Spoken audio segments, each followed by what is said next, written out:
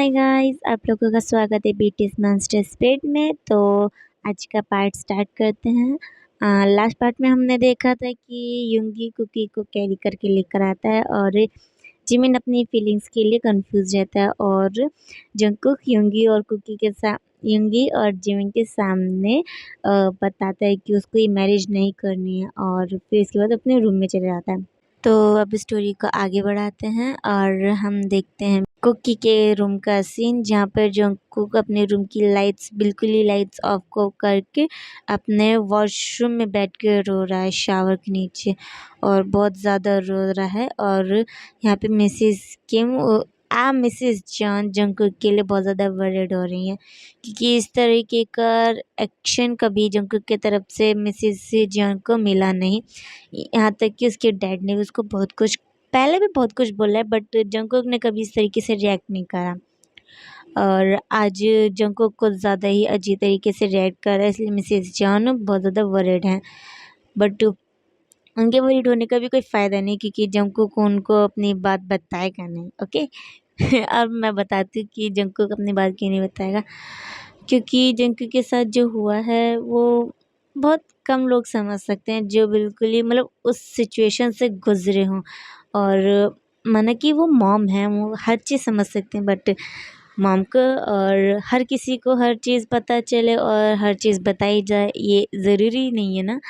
और बहुत कम लोग होते हैं जो अपनी फीलिंग्स अपनी हर चीज़ को अपने पेरेंट्स के साथ शेयर करते हैं। और शायद आप में से भी कई लोग अपने फीलिंग्स को जल्दी से एक्सप्रेस नहीं करते, अपनी चीज़ें जल्दी से किसी के साथ शेयर नहीं करते, राइट और आप में से कई लोग ऐसे भी होंगे जो मेरी तरह सोचते होंगे, तो प्लीज़ मुझे कमेंट में बताना तो स्टोरी क्या है यार, मैं स्टोरी कितनी डाइवर्ट कर देती हूँ तो जैसे कि मैंने जंगकुक के लिए बताया कि वो अपनी मॉम को क्यों नहीं कुछ बता रहा है, तो यही रीज़न है, वो इसलिए नहीं बता रहा। अब हम देखते हैं जंगकुक की साइड का सीन कि वो क्यों रो रहा है सॉरी गाइस, एक्चुअली मुझे बहुत ज़्यादा खांसी हो रही है। हाँ, मेरी तबीयत क्यों नहीं ठीक हो रही है। तो हम देख रहे थे जंगकुक के साइड का सीन, जो कि शावर के नीचे बैठ के बहुत ज़्यादा रो रहा था और अपने आप से ही हेट कर रहा था और अपने बॉडी को बहुत हार्शली रब करते हुए बोलता है, नहीं मुझे नहीं चाहिए बॉडी, मुझे नहीं चाहिए, मुझे नहीं पसंद उसका टच, मैं क्या करूँ, मुझे नहीं चाहिए। ऐसे करके जंगकुक क्राई भी कर रहा था और बहुत ज़्यादा अपनी बॉडी को हार्शली रब कर रहा था, जिसकी वजह से उसके हैंड्स और बॉडी के आसपास जहाँ-जहाँ उसके हैंड्स जा रहे थे वहाँ पे सब जगह रेड रेड हो गया था। और फिर ऐसे ही वो करता जाता है, फिर वो अपने आप से बोलता है, मैं उस गाय को छोड़ूँगा नहीं, उसकी हिम्मत कैसे है मुझे मेरे साथ ये सब ऐसे करके वो बोलता है। तो हम यहाँ पे अब फ्लैशबैक देखते कि हुआ क्या था। जब जंगकुक वहाँ उस गोडाउन से बच के जब निकलता है तो वो सीधा अपने उसी जगह पहुँचता है जहाँ पे उसकी फ़ाइट होने वाली थी काई के साथ। और वो पहले तो वहाँ पे जाता है और देखते कि वहाँ पे ज़्यादा लोग नहीं हैं और सिर्फ सुबिन और कुछ ऐसे मेंबर्स हैं जो ऑफ़िशियली उस फाइट को लीड कर रहे थे। और ऐसे ही फिर जंगकुक जाता है वहाँ पे, चेंज करता है, चेंज करके बॉक्सिंग के लिए जो क्लोथ्स होते हैं, मतलब जो शॉर्ट्स होते हैं वो पहन कर आता है, फिर अपने ग्लव्स पहन कर वो बॉक्सिंग रिंग में आता है और वो देखता है काय ऑलरेडी वहाँ पर खड़ा हुआ था।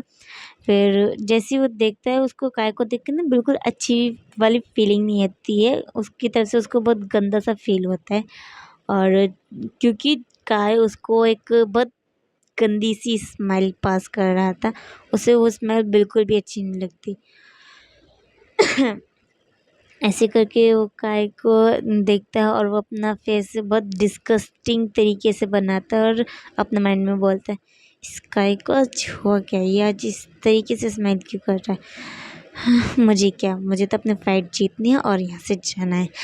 ऐसे करके फिर उन लोगों की फ़ाइट स्टार्ट होती है। पहला राउंड तो उन लोगों का ठीक ठाक जाता है और जंगकुक जीतने भी लगता है, बट जैसे सेकंड राउंड शुरू होता है तो काय उसको बहुत गलत तरीके से टच करने लगता है। फाइट गाइस, आपको तो पता ही ना फाइट में इधर उधर तो टच होता ही है, बट काय उसको जानबूझ के उसके कभी इनर थाई पे और कभी उसके हिप्स पे और कभी इधर उधर, मतलब उसकी मतलब ऐसी ऐसी सेंसिटिव जगह पे उसको टच कर रहा था, जिसकी वजह से उसको बहुत ज़्यादा डिस्गस्ट फील हो रहा था और जिसकी वजह से वो उसका जंकुक का माइंड डिस्ट्रैक्ट हो रहा था और वो इसी वजह से वो फाइट हार भी जाता है। जंकुक को इस वजह से कुछ ज़्यादा फ़र्क नहीं पड़ा कि वो फाइट हार गया, बट उसको इस चीज़ का डिस्गस्ट फील हो रहा था कि वो एक ऐसे पर्सन के टच से इतना ज़्यादा रिएक्ट कर रहा था जिसको वो पसंद भी नहीं करता और इसके लिए वो बोलना चाहता था, बट किसी प्रॉब्लम की वजह से वो नहीं बोल पाया था। क्यों? क्योंकि वो सबके सामने इतना स्ट्रॉन्ग और इतना ब्रेव बन के दिखाता है। अगर वो सबके सामने ये बोलेगा कि वो किसी के टच की वजह से फाइट हार गया है, तो कोई भी उसका बिलीव नहीं करता, इनफैक्ट सब उसका मजाक ही उड़ाते। ऐसा बहुत से लोगों के साथ होता है और आज भी हो रहा है। बहुत ही ज़्यादा होता है कि लोग अपने फैमिली को या फिर ऐसी ही सिचुएशन में पड़ जाते हैं और चाहते हैं बताना, बट नहीं बता पाते हैं। बहुत ही ज़्यादा गंदा फील होता है। गाइस ज़्यादा माइंड मत करना, मैं बस ऐसी स्टोरी के लिए बता रही हूँ, बट आप लोग मेरी बातों से रिलेट करते हो, है ना? I know. मैं फिर से स्टोरी को डिस्ट्रैक्ट करने लगी। और यहाँ पे हमारा फ्लैशबैक एंड हो जाता है और प्रेजेंट में जंकुक ये सब सोच के अपनी बॉडी को बहुत ज़्यादा ही हार्शली रब करता है। ऐसे ही कुछ टाइम पास होता है, जब जंकुक को फील होने लगता है कि वो और ज़्यादा शावर के नीचे नहीं बैठ सकता, तो फिर वो अपना शावर ख़त्म करके बाहर आता है और अब उसको ज़्यादा ठंड भी लगने लगी थी, क्योंकि वैसे ही वो बाहर से आया था, उसको ठंड लग रही थी और उसने अपना स्लीप भी कंप्लीट नहीं करा और वो ऐसे ही नाइट में ठंडे पानी के नीचे बैठ गया था। उसको और ज़्यादा ठंड लगने लगी थी। फिर वो रूम में आता है, रूम में आके चेंज करके वो लेट जाता है, बट अब उसकी यहाँ पे सच में तबीयत ख़राब होने लगी थी, क्योंकि एक तो उसको वो डिस्गस्टिंग टच अच्छा नहीं लग रहा था और ऊपर से वो इतनी नाइट को ठंडे ठंडे पानी के नीचे बैठ गया था, उसकी वजह से उसको फीवर भी हो गया था। ऐसे ही जब मॉर्निंग में जब मिसेस जॉन जंकुक के रूम में आती हैं, तो पहले तो जंकुक खोलता नहीं है और जब जंकुक डोर ओपन नहीं करता तो मिसेस जॉन उसको अपनी सेपरेट की से ओपन करती हैं जंकुक के रूम को और देखती हैं जहाँ पे जंकुक बहुत मेसी हालत में अपने बिस्तर पे पड़ा हुआ है और बहुत ही ज़्यादा हाँ स्वेट भी है। जैसी मिसेस जो जंकुक को उठाने की कोशिश करते हैं, तो वो देखते हैं जंकुक की बॉडी बहुत ज़्यादा बर्न हो रही है और वो बहुत ज़्यादा वरीड हो जाती हैं। फिर उसके बाद मिसेस जॉन मिस्टर जॉन को बुलाती हैं। मिस्टर जॉन फिर डॉक्टर को बुलाते हैं, डॉक्टर आते हैं, जंकुक को ट्रीट करते हैं और फिर मिसेस जॉन को बताते हैं कि मिसेस जॉन और मिस्टर जॉन को बताते हैं कि जंकुक को फीवर हुआ है, और वो भी बहुत ही ज़्यादा।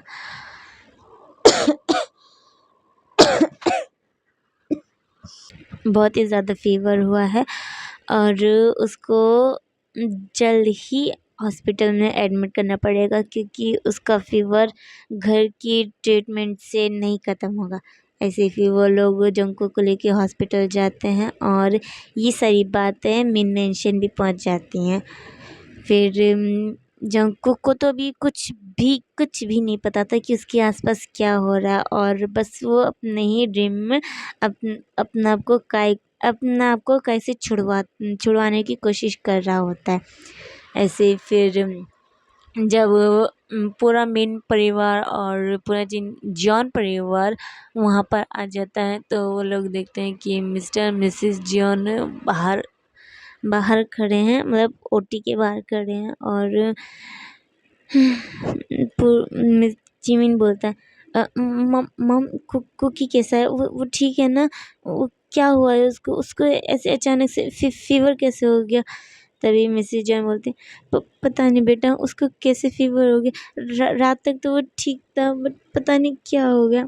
तभी युंगी मिसेस जॉन और जिमिन दोनों को संभालते हुए बोलता है, आराम से आंटी, आप इतना मत रोइए, आपको आपकी तबीयत खराब हो जाएगी, फिर कुकी को कौन जंकुक को कौन देखेगा। और जिमिनी, तुम रोना बंद करो, तुम्हारी भी तबीयत खराब हो जाएगी, तुम लोग शांत हो जाओ, डॉक्टर है ना, वो जंकुक को ट्रीट कर रहे हैं ना, वो ठीक हो जाएगा। तभी तय बोलता है, हाँ हाँ हाँ ह्योंग, युंगी ह्योंग ठीक बोल रहे हैं, आंटी आप भी रोना बंद करो, आपको पता है ना, अगर आप रोगे तो फिर कुकी को बिल्कुल अच्छा नहीं लगेगा, पर प्लीज़ आप रो मत ना। ऐसे ही वो लोग एक दूसरे को संभालने लगते हैं। और फिर कुछ देर बाद डॉक्टर बाहर आते हैं और बोलते हैं कि आ डॉक्टर बाहर आते हैं, और जैसे ही युंगी देखता है कि डॉक्टर बाहर आए हैं तो वो डॉक्टर को रोक के पूछता है कि कुकी की क्या कंडीशन है। तो डॉक्टर बताते हैं कि पहले से कंडीशन अभी बेहतर है, बट हम तब तक नहीं कह सकते जब तक पेशेंट को होश नहीं आता। ऐसा लगता है उसने रात में बहुत कोल्ड शावर लिया है, जिसकी वजह से उसकी बॉडी कोल्ड को उस टेम्परेचर को होल्ड नहीं कर पाए और अब उसको फीवर चढ़ गया है। तभी जिमिन बोलता है, ये कुकी भी ना कैसी कैसी हरकतें करता है, इस इतनी रात को उसको कोल्ड शावर लेने की क्या ज़रूरत थी। ऐसे करके वो रोने लगता है और फिर युंगी फिर उसको संभालने लगता है। ऐसे करके सब लोग एक दूसरे को संभालते हैं। फिर टाइम पास होता है। हम पूरे 2 घंटे बाद का सीन देखते हैं जहाँ पे जंकुक को होश आता है, बट वो अभी भी बिल्कुल भी सेंस में नहीं था। और जैसे ही उसको होश आता है सब लोग उससे मिलने जाते हैं, बट वो किसी को किसी भी तरीके का रिप्लाई नहीं करता। मिसेस जॉन उसको वरीडी बहुत ही ज़्यादा वरीड तरीके से पूछते हैं, कुकी तुम ठीक हो ना, तुम्हें क्या हुआ, तुम मुझे बता सकते हो, तुम कुछ भी शेयर कर सकते हो, तुम जानते हो ना, तुम अपनी मॉम से कुछ भी शेयर कर सकते हो। क्या हो बेटा, तुम इतनी रात को कोल्ड शावर क्यों ले रहे थे, मुझे पता है जब तुम वरीड होते हो तब तुम इस तरीके से करते हो, बट हुआ क्या है, तुम मुझे बताते क्यों नहीं हो। तभी कुकी अपनी मॉम को एक क्यूट सी स्माइल पास करता है। मतलब अभी वो बहुत ज़्यादा वीक था तो वो ढंग से स्माइल नहीं कर पाया था, बट वो कोशिश करता है और अपनी मॉम को बोलता है, मॉम मैं ठीक हूँ, डोंट वरी, बस रात में थक गया था ना, इसलिए सोचा कि शावर ले लूँ, बट ज़्यादा ठंडा हो गया। ऐसे करके वो एक क्रैक वॉइस के साथ ये स्माइल करता है। और मिसेस जॉन गुस्से में बोलते हैं, तुम पागल हो, तुम्हें अगर इतना ही टायर्ड फील हो रहा था तो तुम थोड़ा नॉर्मल शावर ले लेते, बट ना कोल्ड शावर लेने की क्या ज़रूरत थी, तुम पागल हो, तुम एकदम ही बेवकूफ़ हो। ऐसे करके मिसेस जॉन जंको को डांटने लगती हैं। तो जंको को बोलता है, मॉम प्लीज़ ना, मुझे अभी डांट नहीं सुननी। ऐसे करके जंकुक मिसेस जॉन को बोलता है और फिर सब लोग वहाँ पर जंकुक को स्माइल करने के लिए बहुत ज़्यादा हंसाने की कोशिश करते हैं, बट जंकुक ज़्यादा नहीं हंस रहा था और किसी की बात पे ज़्यादा रिएक्ट भी नहीं कर रहा था। ऐसे ही फिर उसके बाद हम लोग टाइम स्किप करते हैं और हम देखते हैं उसी डे के नाइट का सीन। उसी डे के